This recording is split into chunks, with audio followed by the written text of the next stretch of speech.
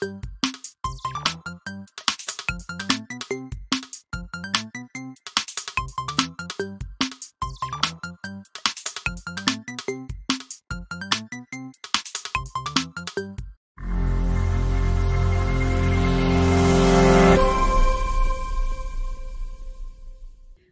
à toutes et à tous et bienvenue au journal de 20h du lycée Jean-Gy.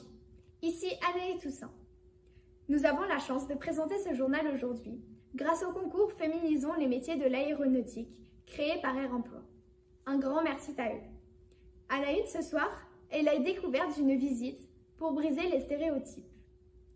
Nous nous informerons à ce sujet par les interviews de 3 duos qui ont participé à cette visite. Le mardi 14 janvier 2025, ces jeunes filles sont parties en quête de réponses aux a priori chez l'entreprise Saint-Francis d'Issoudun, créée en 1944 par Robert Maréchal. Depuis 80 ans, elles travaillent dans le domaine aéronautique, assemblage et habillage des réservoirs d'ailes d'avion. Mais c'est spécialisé dans la production de sièges dans les années 60. Passons maintenant la parole à ma collègue Camille Chénier, qui va interviewer ces jeunes. À toi Camille. Merci Anaïs, je suis actuellement en présence de notre premier duo, Thierry Nathalie et Émilie Bridgewater.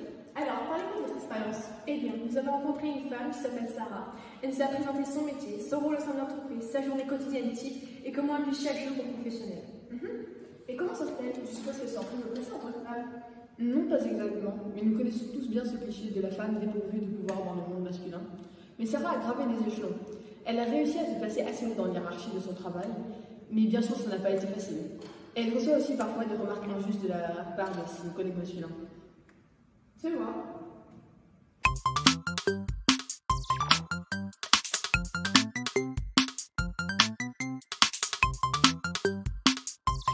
Je suis maintenant avec notre deuxième duo, Jenny Leroy et Astrid Bergeron-Alain. Et vous, comment avez-vous vécu cette belle visite? Nous avons fait la connaissance de Mouna. Elle nous a présenté son métier et son parcours professionnel. Nous avons trouvé ça enrichissant et intéressant. Elle nous a expliqué comment se déroule sa journée entourée d'hommes, puisqu'elle travaille dans un secteur assez masculin. Je vois. Et elle doit donc se sentir assez seule et petite au sein de cet entourage d'hommes. Pas vraiment. Mouna nous a également montré la manière dont elle s'est affirmée. Même durant ses études, elle a reçu de nombreuses critiques sur son orientation. C'est un secteur assez masculin, mais elle a su s'intégrer et garder son sang-froid lorsque des critiques méchantes lui sont faites. Je vois.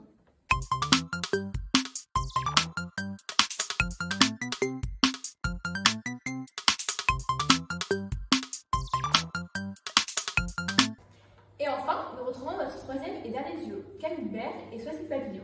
Comment avez-vous vécu cette expérience? C'était très intéressant et stimulant. Nous avons visité son lieu de travail et découvert tous les aspects que celui-ci présente. Elle travaille principalement dans le secteur de la soudure et du contrôle, donc principalement avec des hommes. Et vous, et est-ce que ces hommes lui sont irrespectueux ou lui font des remarques comme pour les autres mariés? Non, d'après elle, les hommes avec qui elle travaille sont gentils et il y en a qu'elle considère comme des amis.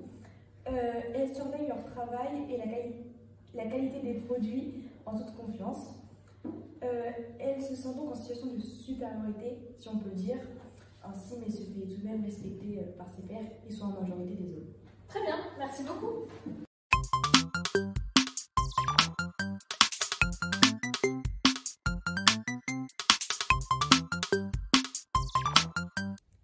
Eh bien, ces métiers qui nous semblaient si masculins sont donc sur la voie de la mixité. Les femmes s'imposent peu à peu au sein de ces métiers qui étaient avant destinés aux hommes. Ce combat a certes pris du temps et n'est toujours pas gagné, mais nous sommes sur le chemin de la victoire d'un monde professionnel égalitaire pour tous. Les femmes peuvent surpasser les hommes dans un métier masculin. Même en infériorité, elles peuvent s'imposer, et tout cela en respectant et en étant respectées par les hommes, peu importe leur statut.